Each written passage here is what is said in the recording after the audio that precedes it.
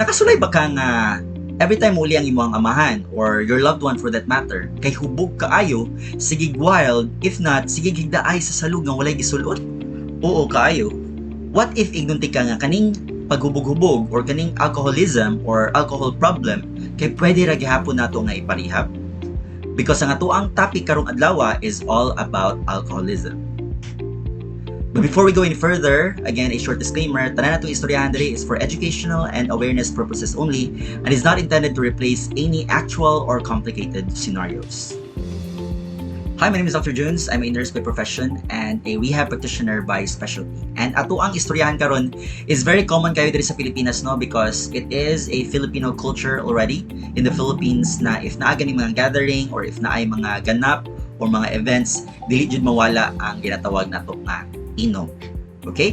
But by definition, kaning alcoholism, we are referring to a person nga dili mo hunong og inom, dili mo hunong og pangita og inom sa iyahang daily activities. Like, he can't function kung wala ni siyang pagtilaw sa ilimnon.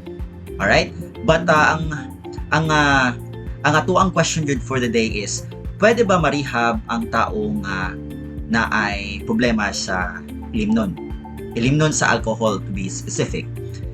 Now, unfortunately, we don't have a specific law that pertains to alcoholism. But for now, the law nga pwede nato ma-point out is number 1, ang Republic Act number 10586 or the Anti-Drunk and Drug Driving Act of 2013. It basically points out to kanang bitong dapat dili under the influence of alcohol ang usa ka tawo pag mo drive siya sa dalan para dili ma-compromise ang iyang kagalingon and ang safety sa ubang tao. However, if masaptan gani ka nga under the influence ka, pwede jud kaayo nga part of the penalty niya is mo undergo ka og rehab treatment. Alright? And the other one is RA 9165, or we all know it as the Comprehensive Dangerous Drugs Act of 2002. Although the primary issue or concern ani nga balaod is to address the prevention and treatment, no, and rehabilitation of those people that are under the influence of dangerous drugs. And dili din siya directly nga gatok sa alcohol, pero kani siyang principle of rehabilitation can still be outlined in this law, no, and can be applied jud aning ginatawag nato nga pag-inom-inom or alcoholism. So similar key points yapon nino sa atuang previous nga discussion nga na-talk out dere nga there are two key points nga atong i-point out, two key points nga to ang i-consider jud in terms of rehabilitation. Again, number 1 is what we call the voluntary.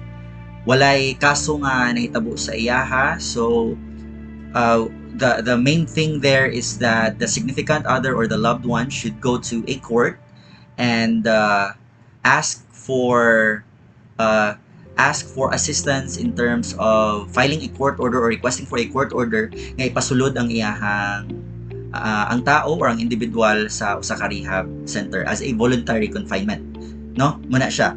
And if you are asking for the requirements, naa na siya sa other video nga ato ang naistoryahan previously.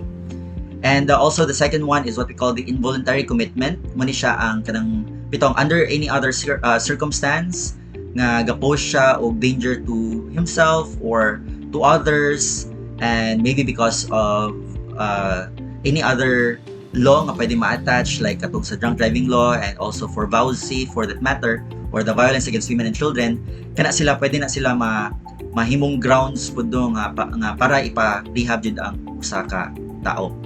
And do take note that the Department of Health here in the Philippines manage niya siya og mga several treatment and rehabilitation centers. So there are a lot of treatment and rehab centers or TRCs all over the Philippines na pwede jud mo address na siya og any other abuse issues, and that would already include alcohol issues. And also ang ato ang local health programs, no, sa ato ang local governments. The same goes with mga non-government organizations, no? Ga-offer ni sila mga rehabilitation programs aside from gambling. The same goes with alcoholism. And these programs, no, would also include like medical treatments, mga psychological counseling, and also mga support groups like kaning Alcoholics Anonymous or AA, pwede ni sila nga mahimong help sa tao nga naay problem sa alcohol. And always remember nga kaning legal aspect na to and alcoholism can be addressed through the Republic Act 9165. So, ayun. One good example aning alcoholism issue no is that way back then we had a patient na he was initially admitted yun para tungod kinaa siya issue sa pag-inom-inom. And then after a month or two, na-notice na mo nga ga-deteriorate ang iyang lawas and it wasn't functioning the same yun no, like iyang memory dili na kayo tarong, na ay mga higayon nga dili na paspas mo lihok ang iyang linakwan or dili na siya makabarog or makatindog og tarong. Those things happen within 2 months span and medyo na kurat mi no nga no ingana or na confused with me slight nga no ingana ang dagan sa iya when in fact okay man kaayo siya pagsulod, although hubog siya nga pagsulod sa mua.